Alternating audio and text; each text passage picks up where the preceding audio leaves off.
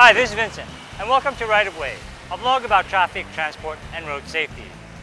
Today's episode is about sidewalks and being a pedestrian. I know what you're saying. What sidewalks? Well, that's kind of the point of this episode. Join me as I talk with friends about their experiences in being pedestrians in Metro Manila. And joining me this morning to talk about pedestrian issues and to talk about the sidewalks is Sunny Sevilla. Good morning, Sunny. Hi, good morning, Vincent. Sunny, as many of you may know, is a former government official, and his, I think, last post in the government was as the Commissioner of the Bureau of Customs. And coincidentally, in one of our previous episodes, we interviewed another former Commissioner of the Bureau of Customs, Rufi Biaso. It's curious that former customs officials are now avid commuters. What does that say? Well, I think it says that there's a growing realization that commuting is a real issue in Metro Manila. The government seems to focus a lot on traffic, Yes. And making traffic flow more smoothly, but I really think there's a huge gap in terms of focusing on the needs of people who are not in cars. There's a huge gap in terms of focusing on the needs of commuters, and as we're going to talk about today, walking pedestrians' needs are usually, everybody who commutes has to walk part of the way. There are huge gaps in the sidewalk. There's huge gaps in the sidewalk, and actually I've seen figures which show that a much larger percentage of trips and people actually walk. At least part of their daily travel than we would think. Yeah, I think everybody's commute has a bit of walking. Yes. Involved, whether Yes. you're walking You to can a see people jeepney around stop us. or Yes, to a that's tricycle or whatever. That's right. So sidewalks and pedestrian issues are a big thing. They are a big thing. As you can see right now, we have, I don't know, maybe about 3 meters width of sidewalk here, separated by this grill. No? This prison wall. Right. No? Now, as you can see, and a lot of people have commented on this, there's lots of posts and lots of trees, which make it really, it's hard to walk straight. You're gonna have to meander quite a bit. But it's fine when it's not that crowded, but when there's lots of people, it does get in the way. But this sidewalk, relative to some other sidewalks, This is fairly decent. This is fairly decent. But there are obstructions, as you noted. As you see, we have an overpass right coming up right in front of us. As you see, it becomes extremely narrow. Wow. The space that pedestrians just like have. good for one person. That's right. Wow. And then when it's raining, Oh yeah. Then you have to contend with umbrellas. right. That's I think that's typical for a lot of sidewalks in Metro Manila. It's and then sometimes you'll have vendors here as well. We'll see some of those coming up later. Oh my gosh! And describe the smell, Sunny. Yeah, that's something which the viewers are really not gonna Be able to understand. Yeah. It's Unless they walk themselves. it's not a fragrant place. Yeah. Okay, here. Okay, take a look here. As you see, there's a lot more people around here. It's people coming. And people waiting for buses People- on the road itself. Yes, there just isn't enough space. Okay. Plus, the buses stop. The buses start stopping around here. So, if you're waiting up there, and a bus stops here, you're not going to get on it. Right. So, I actually got off right around here just a couple of minutes ago. And this is supposed to be a bus stop, right? There's an actual bus stop about 50 meters up the road, right by the overpass. But buses will actually stop. And the sidewalk is just too narrow to contain people waiting for the buses. If everybody were to wait right at the bus stop, there wouldn't be enough space. Yeah. Okay?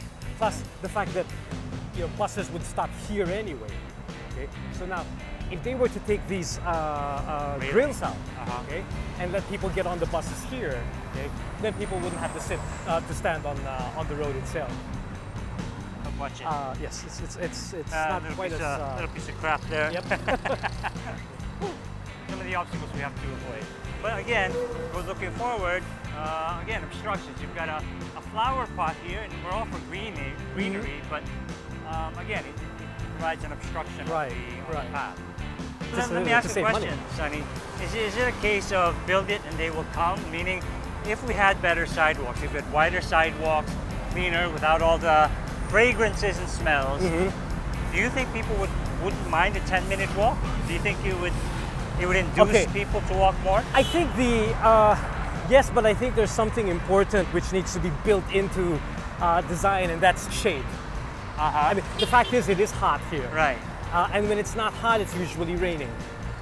Okay. So, I think if there were more shade, not necessarily covered all the way, but if it wasn't as hot, and if there was some sort of protection from the rain, at least from the weather. Yes. Then I think more people would. But I mean, if you go to places like Singapore, which is just as hot and humid and rainy as it is here, people walk. Although there's a big car culture there as well, but people do commute and they walk around the city. Well, there, you have more covered walkways there. You have these. I forget. They have a term for them. These spaces in front of the storefronts, which are covered, where people can walk parallel to the street. Okay. And somehow it's just more pleasant there. Yeah. If you take a look, for instance, at parts of Manila, like Salcedo Village, okay, or some parts of BGC, they're not. I mean, they're rather pleasant places to walk. Right. Morato can be quite nice. Yes. So there are pockets of areas within the city, yes, where the walkability is actually quite decent. Yes. So you mentioned a few, like Bonifacio City, parts of Makati, yes, the Morato area in Quezon City. But generally, it would seem to me that, especially if you go to the city of Manila, for example, I think I don't spend a lot of time in Manila, but my observation is that the sidewalk system there is basically non-existent. It's no, there are sidewalks there, but typically it's the classic. They're narrow. They've been in some parts they've been taken over by vendors, and then another part. Another fact about them is that a lot of times they're not even. Yes. So you'll have to effectively step down, step up. Right. I imagine it's a nightmare for PWDs.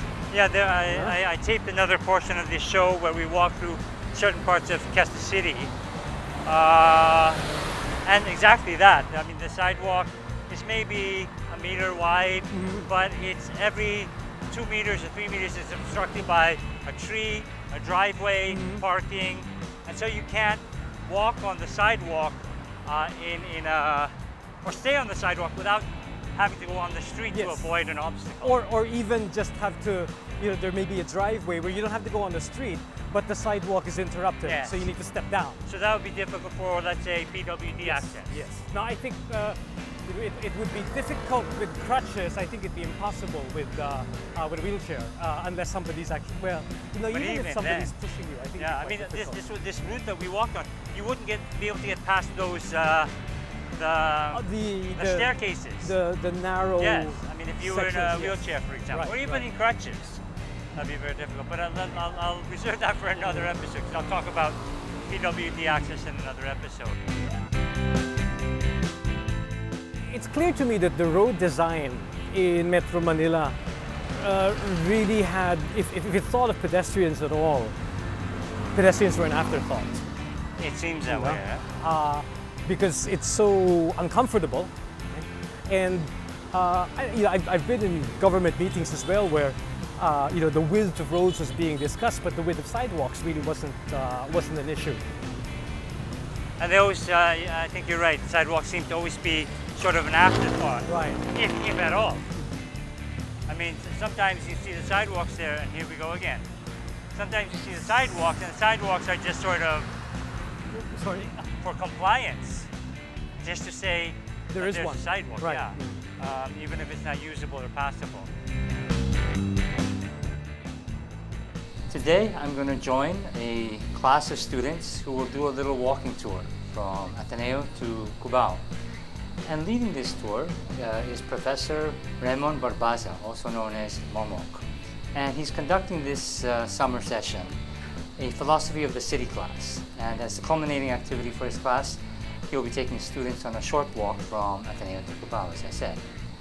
Good afternoon, Raymond. Professor Raymond. Good afternoon, Vince. Tell me a little bit about this class that you've conducted, philosophy of the city. Okay. So, if I'm not mistaken, this is already the third or fourth, maybe fifth already, I lost count already, when this course was first offered. And you were in the earlier, oh no, okay. And it's, in philosophy, it's relatively, you might say it's a relatively new field, but actually Plato has already written about the city and the republic. So there are really ancient texts that deal with the city, but as a concentrated, a focal point of research, it's relatively new. So there are many issues that arise from the city, a lot of questions that are philosophical. For instance, it's a form of life. Usually the city is contrasted to the province. Yeah. So, and knowing that worldwide the urban population is growing, at least 60%, maybe 70 now. And so the question arises whether the city is really the future of humanity as a form of life, and what will be the implication for the human being. Okay, so look forward to the walk this afternoon. Yes. Okay. Okay. Let's do it. All right. Okay, we're here with Jodel, who's a student in Professor Barbaza's philosophy of the city class. Good afternoon, Jodel. Good afternoon. Can you tell us a little bit about, share with us a little bit about some of the learnings you had in this class on the philosophy of the city? What are some of the things that, some of the perhaps new insights that you gained in this class? Well, my favorite one was when we had this text called The Imperiled Pedestrians, which mainly talked about the city of France back in the 18th century. So the author talked about this other author, who was really an observer of the city and wrote about the city of Paris. And my favorite insight from that was, okay, so the title of the text was Imperiled Pedestrians. So it was mainly talking about the perils that the city of Paris had back in those days, which struck me, and it was interesting to me because I wouldn't have expected that a place like that was that dangerous or that perilous back in the day. So this was in the 1800s? Yeah, it was in the 1800s. So I would have expected, so basically the text was talking about how a common pedestrian would be walking, and basically this author was talking of his experience when he was walking one time down the street of Paris, and a couple was having an argument right in their house and threw a marrow bone outside, and it almost hit him. Okay. And then right after that, as he continued to walk during the night, where soap bubbles started coming out of the house, or how when it rains, even when it rains, how streets would get flooded because the gutters wouldn't really be cleaned by the street cleaners or something like that. That kind of sounds like Metro Manila in 2018. Exactly. So I found it really ironic how things like that existed back then. Because I would have thought that 18th century Manila probably wasn't like that at all. So. True. And well, 18th century Manila probably wasn't as populous as 18th century France. Right. But it's interesting that a lot of those problems that you shared with us in that paper seem to reflect the conditions of Metro Manila today. Yes. Okay. Well, thanks for sharing your thoughts, Jodel. You're welcome. So we're here with Dwayne. How do you spell Dwayne? D-U-A-N-E. Okay. kind of an unusual name Yes, for a girl. Yes. for a girl. It's like Diane misspelled. Yes. I'm gonna tell on you. Do you spend your own time commuting a lot? Do you walk around the city a lot? My husband and I used to be very big walkers. We come Oh. from Davao City. Okay, But- okay. Yeah, but now that we've moved to Manila, Uh-huh. we've shifted to a motorcycle, which, Okay. well, to us is just a notch above walking. And when you were living in Davao, Uh-huh. your preferred mode was walking or public transportation, I guess. Yes. And Although we also owned a motorcycle, pero on times that we could walk, we chose to walk. And is it any easier to walk in a city like Davao versus a place like Metro Manila? Is it easier there? Yes. Why is it? But perhaps because I've been in Davao longer than Mm-hmm. here in Metro Manila, and Davao is a lot easier to memorize in terms of In where terms to of pass. directions and Yeah. roads. But how about Directions. the infrastructure itself? The sidewalks and the crossings. Is it easier in Davao? I think in terms of road discipline, traffic discipline, Uh-huh. people in Davao are more This- disciplined. Yeah, I don't like using that word. It's kind of Okay, people are more, what word do we use? more inclined to obey. Okay. Okay. One fine to obey. Yeah. So you have pedestrians who really walk on pedestrian lanes. Uh-huh. But people walk on pedestrian lanes, but that's because the pedestrian lanes exist. Yes. In Metro Manila, it seems to me that a lot of times the sidewalks are not usable, either because they're too narrow or they're Yes. obstructed by Yes, something. That's true. Maybe a vendor, maybe a inclined. post, Yeah. driveways, cars coming in and out. Yes. And so what I noticed is, even in our walk this afternoon, is that even if there's a sidewalk, we end up walking on the street, That's true. right? Because the sidewalk is too narrow, or it's not convenient to actually be on the sidewalk. Yes. So we end up endangering ourselves. Yeah, because in essence, we're forced to walk on the roadway. Yes. Thanks, Dwayne. Thank you. If we want to really improve the mobility of people and get them to use alternative forms of transportation, you cannot overemphasize the importance of building good walkways and sidewalks.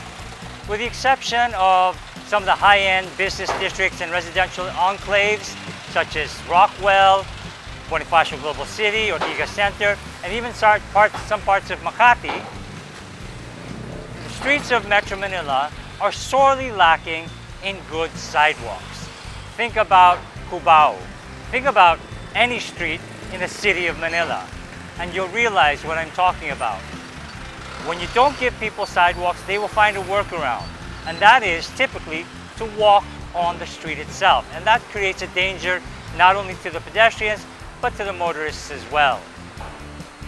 It's time that we seriously take a look at building more sidewalks, not as an afterthought, but as a main feature of our roadways.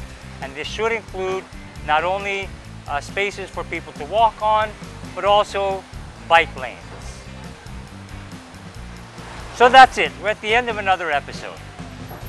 If you have any comments, questions, photos or videos that you'd like to share with us, you can email us at rightofway@rappler.com, or you can send us a message on Twitter, Instagram, or Facebook at rightofwayph.